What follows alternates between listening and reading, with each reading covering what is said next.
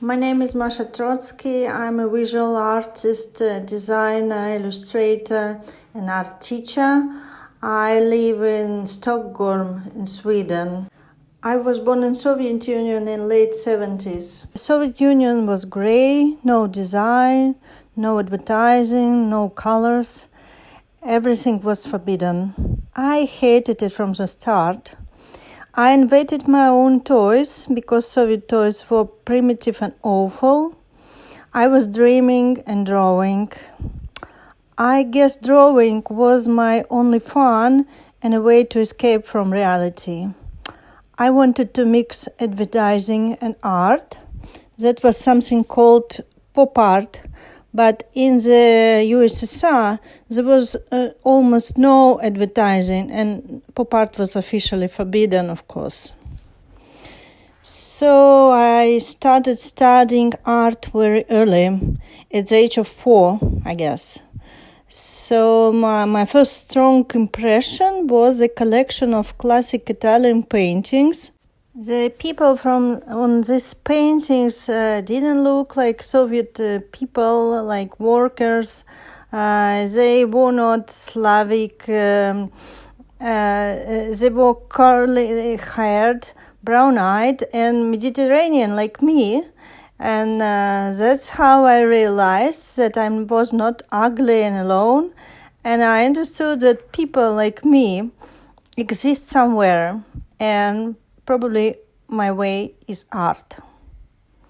So yes, of course, in some sense, my art is a sort of continuation of the things I did in my childhood, but on a more professional level and with a quite larger audience involved.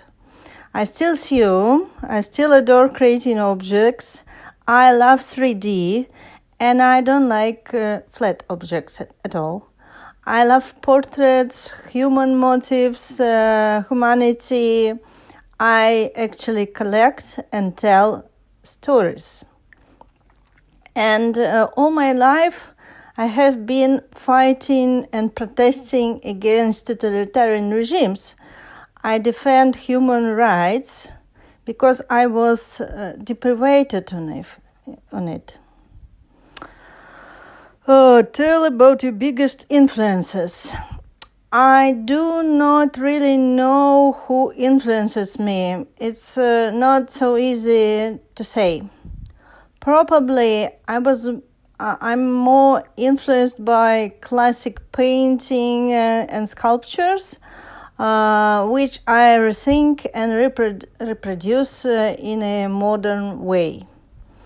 Also, I grew up under the influence of Vadim Sidur, the great Soviet sculptor. I love pop art.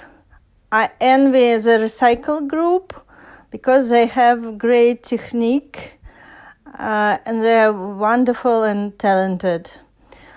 Actually, I'm a sort of visual artist who always wanted to be a sculptor.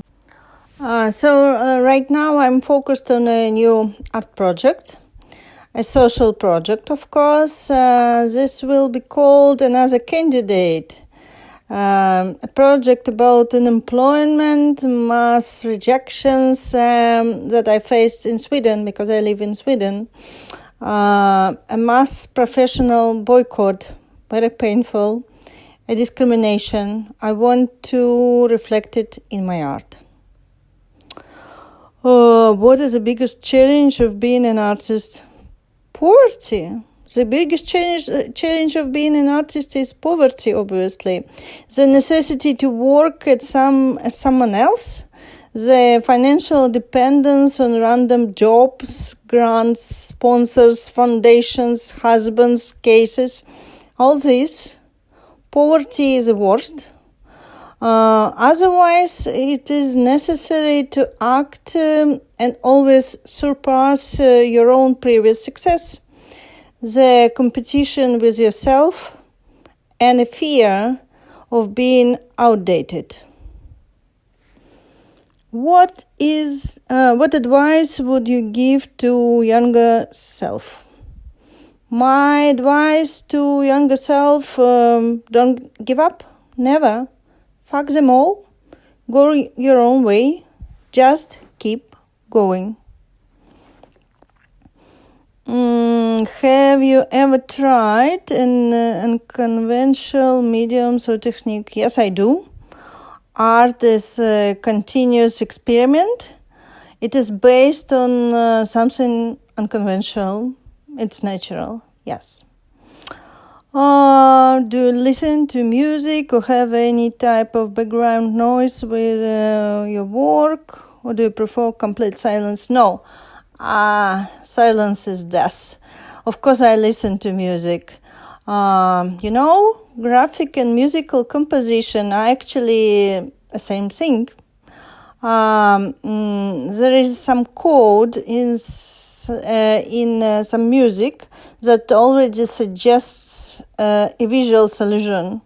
So yeah, I prefer to listen to some specific music that gives me inspiration and already contains some composition and a reflection of visual art.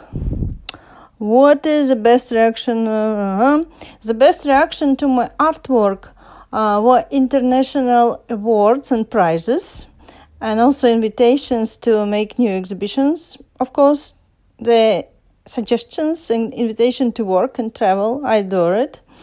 I became what I am because of art, and I'm very grateful for that. What do you hope people take away from your artwork? There are actually three different things. One thing is that an artist is trying to say. Another thing is what the artist managed to say by art. And a third thing is what the audience takes away from my artwork.